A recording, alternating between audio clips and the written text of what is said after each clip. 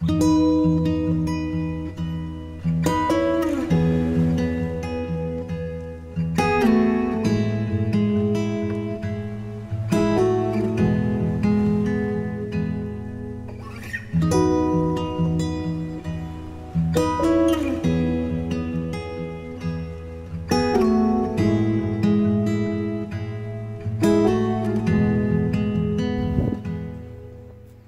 dobry ludziska, melduję się na Wilczym Szlaku.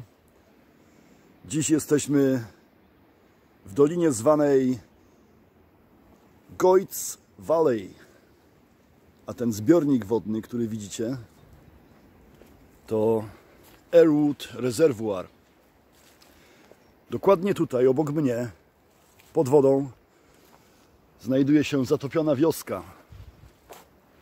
Dziś wybrałem się w tę przepiękną okolicę, aby poszukać duchów przeszłości. Miejsca, gdzie ludzie żyli, umierali, przeżywali swoje piękne, dobre i złe chwile, a później byli zmuszeni to wszystko opuścić. Jest wczesny ranek, jak widzicie, słońce niedawno wstało. Mam nadzieję, że to będzie bardzo przyjemny dzień i zapraszam Was serdecznie na wyprawę razem ze mną. Zgodnie z tradycją zaczynamy od ujęcia parkingu. Kod pocztowy do miejsca oczywiście wrzucam w opisie filmu. Proszę uprzejmie, tak wygląda miejsce, gdzie możecie zostawić samochód. Nie ma tutaj opłat, więc można sobie spokojnie zaparkować. Nie jest duży, ale póki co nie ma wiele aut. Nie wiem, jak to wygląda w sezonie. Natomiast dziś spokojnie jest gdzie stanąć. A my ruszamy na szlak. O, tutaj. I zaraz Wam pokażę pierwszą tablicę informacyjną z mapą. Goyt Valley.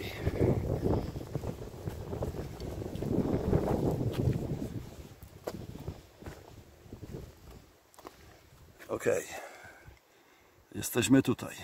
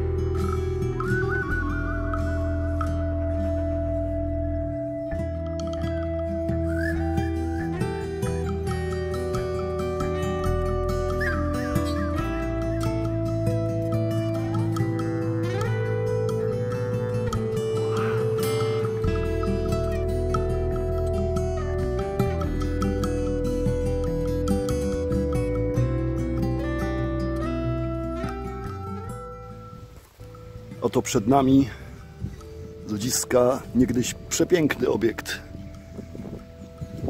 Airwood Hall. Mieszkała tutaj rodzina Grimshaw, zbudowany w 1830 roku przez głowę rodziny Samuela Grimshawa, biznesmena z Manchesteru. Rodzina mieszkała tutaj ponad 100 lat. Zaraz Wam powiem coś więcej, rzućmy tylko okiem, jak to wygląda. Spróbuję wkleić w ten film trochę zdjęć, które znalazłem na internecie, jak to wyglądało w latach swojej świetności.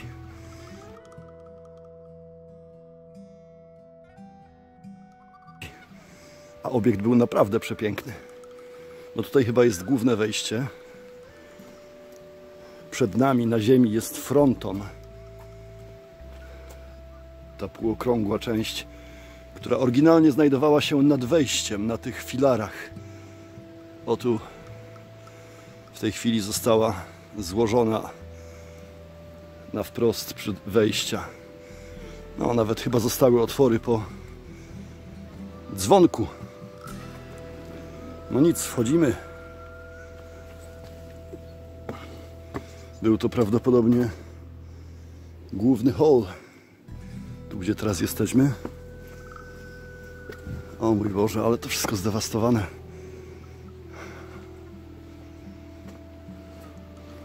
No, robi wrażenie. No więc, tak jak powiedziałem, była to bardzo bogata rodzina. Posiadłość tą nabyli tutaj około chyba 8-9 km² obszaru należało do nich. Za sumę zawrotną, jak na owe czasy, około 9000 funtów. No wiadomo, dziś funt ma zupełnie inną wartość. Za 9000 to w sumie niewiele można kupić, ale wtedy była to fortuna. Tak jak powiedziałem, mieszkała tutaj owa rodzina ponad 100 lat.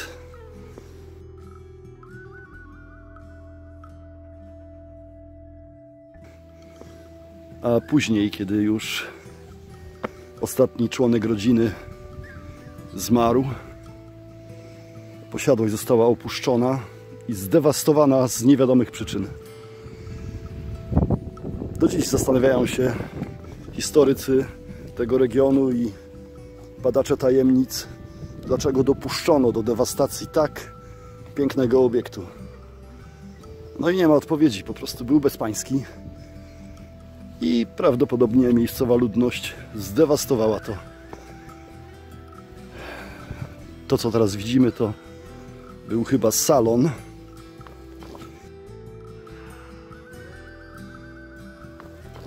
Z wyjściem na ogród. Widziałem zdjęcia w internecie.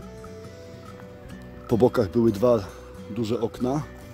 Jedno i drugie. A na wprost było wyjście do przepięknego ogrodu, na środku którego stała fontanna. No, nawet schodów za bardzo już nie ma. Musimy zeskoczyć. O, mamy jakiegoś pieska. Więc tutaj była fontanna na środku. Są jeszcze jakieś resztki. Słabo, chyba nie. O, jakieś tu kamienie jeszcze zostały.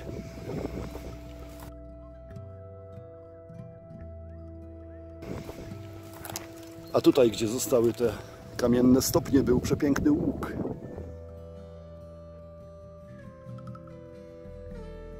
Którego też już ktoś się pozbył. No siema. Cześć piesku. Hiya, you right? Mamy towarzystwo.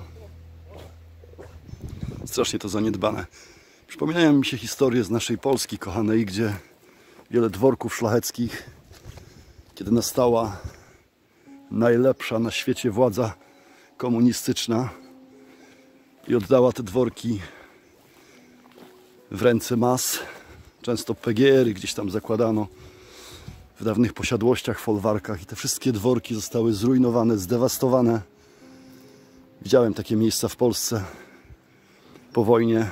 Chłopi po prostu uważali to za punkt honoru, żeby zamieszkać w pańskim dworze, a jeśli zamieszkać się nie dało, no to chociaż szabrowali co się dało. Kafle zabytkowe z pieców, parkiety podłogowe, no wszystko, wszystko. Bardzo wiele naprawdę pięknych perełek architektury zostało zdewastowanych. Zajrzyjmy tutaj. Oczywiście w Anglii nie było systemu komunistycznego, ale jak widać ludzie wszędzie są tacy sami. I tutaj też dopuszczono się bestialskiego zdewastowania obiektu. Wyczytałem, że władze użyły części tych materiałów z już rozwalonego Airwood Hall do budowy tamy. A taki kiepski w sumie powód podali. Chcieli jakoś usprawiedliwić to, że zostało to zdewastowane. No ale takie jest jakby jakieś tam oficjalne stanowisko władz angielskich. A tutaj było chyba jakieś źródło wody. W ogóle ta miejscowość słynęła z bardzo dobrej jakości wody. Stąd zalewy. Jeden z nich wam już pokazałem. Tak, tutaj była woda. Prawdopodobnie jakieś koryto. Właśnie dlatego powstały tutaj zalewy, które spowodowały totalną zmianę krajobrazu tej doliny zatopienie wioski, ponieważ są to zbiorniki będące źródłem wody pitnej dla aglomeracji Stockport. Nie wiem, czy też częściowo dla Manchesteru.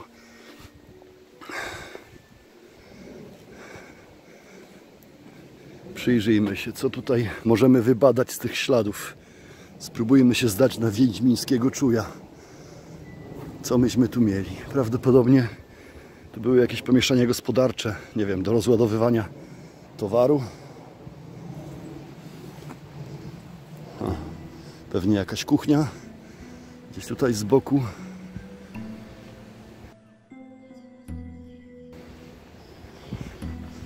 Tu jest już podwyższenie. Spróbujcie sobie wyobrazić, to było oczywiście piętrowe. Tak jak mówię, spróbuję wrzucić zdjęcia, żeby to wszystko Wam lepiej unaocznić. To był chyba jakiś taki wewnętrzny dziedziniec tutaj. To miejsce. Tak mi się przynajmniej wydaje. Wiem, że na środku tutaj, przed ogrodem, ale na piętrze znajdowała się kaplica, ponieważ rodzina ta była też znana z tego, że przeszła na katolicyzm, w odróżnieniu od sąsiadów, którzy byli Anglikanami. Mieli swoją własną kaplicę właśnie tutaj, w tym miejscu, gdzie stoję, tylko że na piętrze była kaplica, w której paliły się światła przez okrągłą dobę i była podobno widoczna z bardzo daleka. Wszyscy sąsiedzi mogli widzieć, gdzie znajduje się posiadłość Airwood.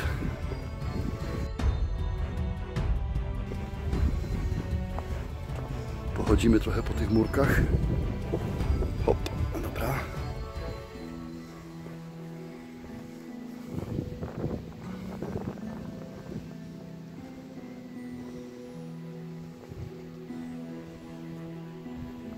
Kiedy udamy się tymi schodkami, które w tej chwili widzicie tam pod górę, to trafimy na mały cmentarzyk, który znajduje się na tym wzgórzu. Tam są pochowani członkowie rodziny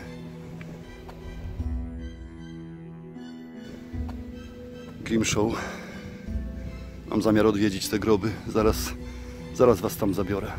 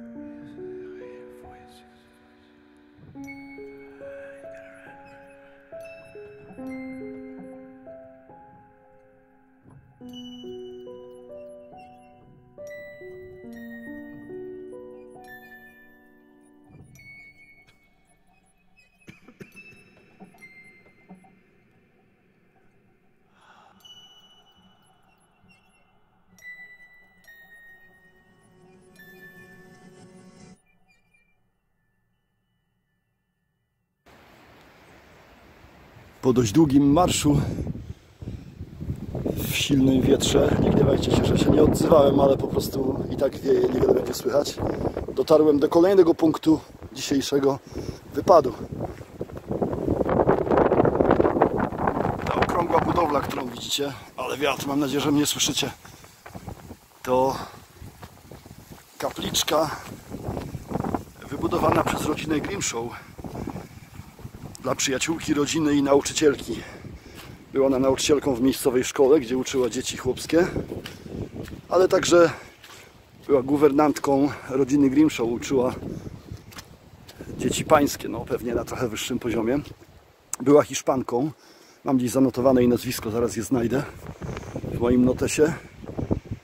Była katoliczką i dla niej zbudowano taką właśnie kapliczkę. Nazywa się ona Shrine, St. Joseph's Shrine.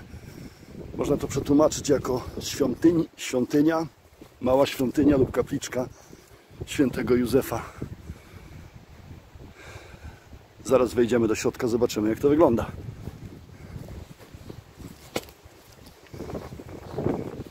Maleńkie drzwiczki, ale bardzo klimatyczne.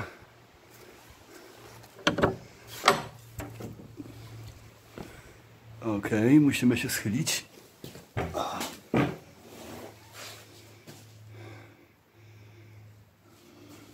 No wow. Zaraz zapalę latarkę i zobaczymy, co tu jest grane.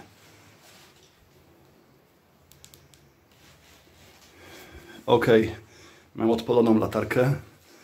No jak widzicie, jest tutaj wizerunek świętego Józefa. Powiem wam, nie jestem zwolennikiem tego typu wizerunków i tak dalej, ale uznaję, że każdy ma prawo wierzyć i oddawać cześć na swój sposób. Dlatego nie popieram tego, co tutaj zrobiono. Ktoś zniszczył twarze na tym wizerunku. No szkoda, szkoda. Naprawdę niepotrzebnie. Tu mamy jakieś zdjęcia. Ulala. Ulala. Widać, że jest to miejsce regularnie odwiedzane. Holy water from the shrine at Knock. Woda święcona z jakiegoś miejsca, pieniążki ktoś zostawił. A tu? Ciężko powiedzieć. Jest napisane Sirius.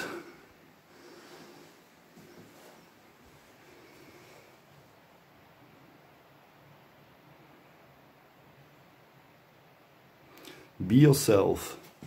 Love the way you look. Smile and it will be better. Czyli bądź sobą. Kochaj sposób, w jaki wyglądasz. Uśmiechaj się i będzie lepiej. No pięknie. O, to ciekawe.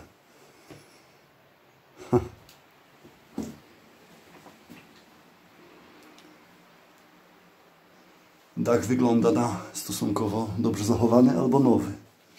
No ciekawe, ciekawe miejsce. Dobre schronienie przed niepogodą, gdyby zaskoczyła kogoś na szlaku. No a tutaj mamy coś w rodzaju ksiąg pamiątkowych. Widzę, że ludzie się wpisują.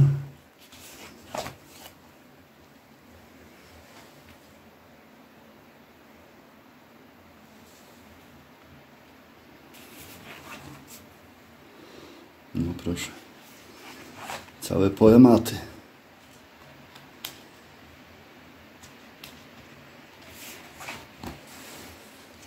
Pięknie. Ok, ta pani nazywała się Miss Dolores de Uberguen. Pod warunkiem, że tak się to czyta. Mam to zapisane w moim kajecie. Pogoda się psuje, jest coraz bardziej wiecznie, chmurno i wygląda na to, że będzie padać. Czas znaleźć jakieś zaciszne miejsce i zjeść coś ciepłego. Nie będę tego robił w tej kapliczce. Tak jak powiedziałem, szanuję czyjeś uczucia i nie będę... może w czyimś uczuciu mógłbym to zbezcześcić, więc z racji tej, że nie pada, zjem na świeżym powietrzu.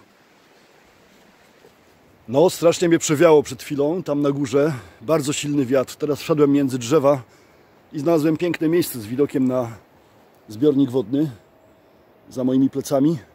Jest tutaj sporo suszu, suszu, suchego drewna. Więc będę mógł sobie zaraz zgrzać coś ciepłego do jedzenia, zrobić kawę. Jestem już bardzo, bardzo głodny.